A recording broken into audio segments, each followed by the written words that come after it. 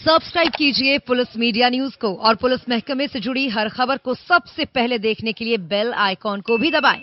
Police media news, एक सकारात्मक सोच।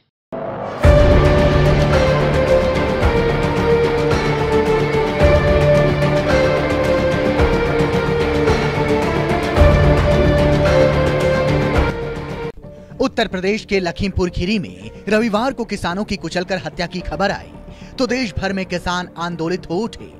किसानों के प्रदर्शन के दौरान जिस तरह हिंसा भड़की, उसके व्यापक रूप लेने की आशंका थी। रात होते होते विपक्ष के नेताओं ने जिस तरह से मामले को उठाया, उससे उत्तर प्रदेश सरकार सतर्क हो गई। 2022 विधानसभा चुनाव से पहले बीजेपी के खिलाफ बने माहौल को लपकने के लिए प्रियंका गांधी ने सुबह तक का इंतजार भी नहीं किया और रात में ही लखीमपुर के लिए रवाना हो गए। सपा, बसपा और आम आदमी पार्टी सहित तमाम विपक्षी नेताओं ने योगी सरकार के खिलाफ मोर्चा खोल रखा था, लेकिन योगी सरकार सोमवार दोपहर तक मामले को संभालने में सफल रही। आखिर लखीमपुर मामले को योगी आदित्यनाथ ने कैसे संभाला, कैसे 20 घंटे के भीतर ही पूरे हालात पर काबू पा लिया। विपक्ष की सारी राजनीति धरी की धरी रह गई और जो माहौल रविवार रात से गरमाया हुआ था, वो सोमवार दोपहर 1 बजते बजते कैसे हवा हो गया। तो चलिए आपको बताते हैं पूरा घटनाक्रम।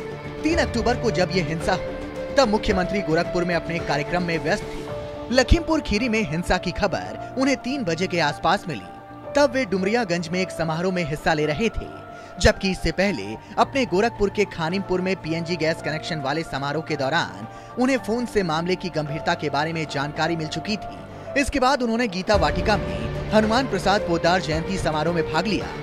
इस आयोजन के तुरंत बाद वे एयरपोर्ट की ओर रवाना हो गए।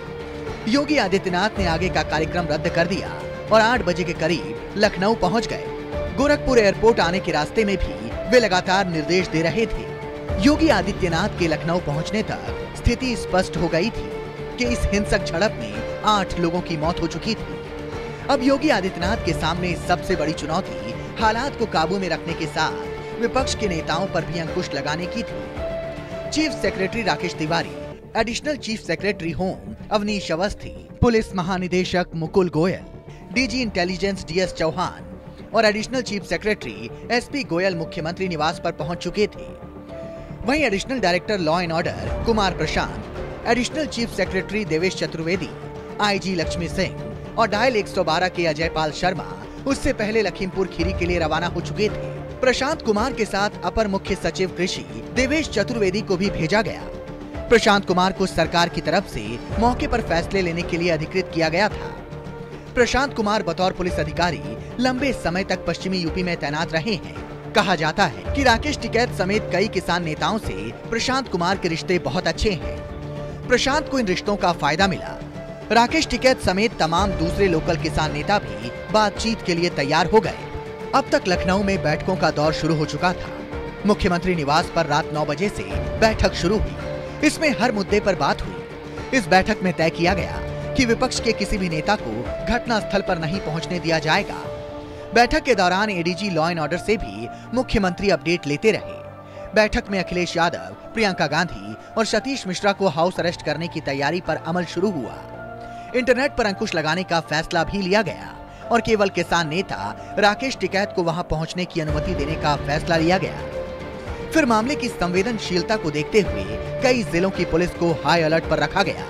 इतना ही नहीं, छत्तीसगढ़ और पंजाब के मुख्यमंत्रियों के विमान को लखनऊ एयरपोर्ट पर उतरने की अनुमति भी नहीं देने का फैसला लिया गया। इन बैठकों का दौर सुबह 5 बजे तक चला। इसके बाद सुबह 9:30 बजे से सारे अधिकारी फिर से योगी आदित्यनाथ के पास पहुंच गए थे, लेकिन योजना के मुताबिक ही प्रशांत कुमार की अगुवाई में टीम किसान यूनियन के नेताओं के साथ समझौता करने में कामयाब रही। प्रशांत कुमार ने इस समझौते के बारे में बताया कि दोषियों पर कार्रवाई की जाएगी। मृतक के परिवार को 45 लाख रुपए और घायलों को 10 लाख रुपए। मृतक के परिवार के एक सदस्य को स्थानीय स्तर पर योग्यता के मुताबिक नौकरी दी जाएगी। मामले पर नियंत्रण के बाद अब सरकार ने विपक्षी पार्टियों को लखीमपुर जाने की इजाजत दे दी है, लेकिन शर्त ये है कि सिर्फ 5 लोग ही वहां जाएंगे और कोई भी भीड़ या लाव लश्कर के साथ वहां नहीं जाएगा। इसके बाद राहुल गांधी और प्रियंका गांधी लखीमपुर पहुंचे और किसानों से मुलाकात की। इस पूरे घटनाक्रम को देख ऐसा कहा जा सकता है कि योगी आदित्यनाथ ने एक बार फिर से अपनी तत्परता और सूझबूझ के साथ होने वाले डैमेज को कंट्रोल किया। मगर लखीमपुर खीरी में हुई हिंसा का मुद्दा क्या इसके साथ ही पूरी तरह खत्म हो जाएगा या फिर आने वाले दिनों में योगी आदित्यनाथ की मुश्किलों को बढ़ाने वाला साबित होने वाला है? ये तो वक्त ही बताएगा।